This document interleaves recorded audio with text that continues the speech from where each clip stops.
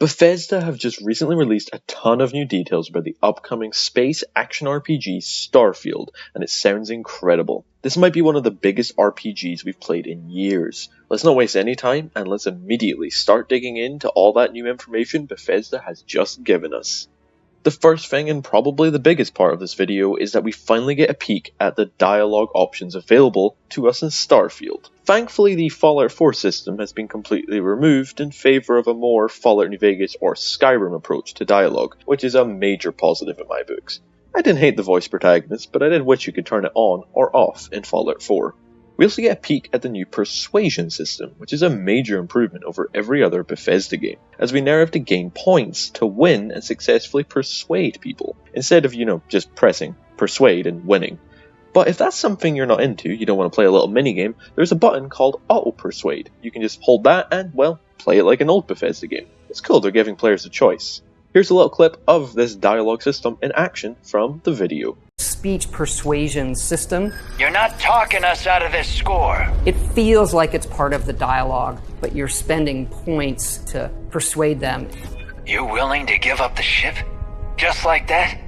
Another thing we learned is the absolute scale of this game in terms of voice lines. Starfield in this graph shows you it's over 250,000 voice lines. When you compare it to the other Bethesda games here, that's kind of mind-blowing how much voice lines it has in comparison to the older games. But let's compare it to the entire gaming industry. Cyberpunk 2077, recently released RPG about 2 years ago, has about 73,000. I actually thought it had way more than that, but that kind of blew me away. Grand Theft Auto 5 had 160,000 lines, pretty decent. Deus Ex Human Revolution had about 200,000, and I don't think anyone is ever going to beat this, which is Rockstar's insane 500,000 voice lines for Red Dead Redemption 2. Yes, Red Dead Redemption 2 had 500,000 plus voice lines. But that doesn't take away from Starfield's 250,000 voice lines. You've got to remember, Red Dead, Deus Ex, Cyberpunk, GTA, they all have a voice protagonist or multiple voice protagonists. Like in Cyberpunk, you've got a male and a female. GTA, you've got 3 protagonists. Starfield has 250,000 voice lines with no voice protagonist, meaning a lot of those lines are all NPCs, quest givers, story, meaning this game might be genuinely massive. Another thing we learned is a fuel system is technically in the game. Now, fuel in this game doesn't dictate how far you can fly when you're out in space, flying around, doing all the cool space stuff, but it does affect jumping. Now, when I say jumping, think Mass Effect's mass relays. It's kind of like traveling to a different solar system. You need to have fuel so you can make these jumps and travel to a different solar system or a different planet. This makes sense to me, because you gotta remember, Bethesda probably don't want the player starting the game, and within 10 minutes you've already hit the end game planets or at the planet where you can end the game. Because I guarantee someone out there is probably going to figure out the planet you need to go to end the game. I guarantee you someone will do that within the first week of launch. We got a slight tease of traits in the E3 2022 footage, but here we got to see a couple new ones. And these are the most exciting ones. The first one is my favourite, and that is the return of the adoring fan from the Elder Scrolls 4 Oblivion. He'll follow you around the galaxy and sometimes give you gifts.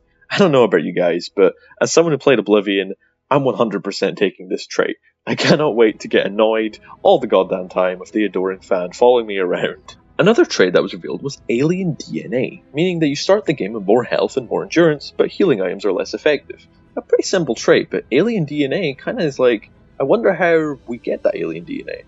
Is there potentially intelligent alien life in this game? Because we haven't actually seen any intelligent alien life yet. I wonder if this alien DNA trait might be a little tease of that. But that's just speculation, by the way. This next trait is another favourite of mine, and I really love it, and that is the Dream House trait, in which you start the game off with a beautiful, luxurious, customizable house on a peaceful planet. Sounds great, right? The only problem is that you have a 50,000 credit mortgage you have to pay weekly. Yeah, you have to pay 50,000 credits every single week.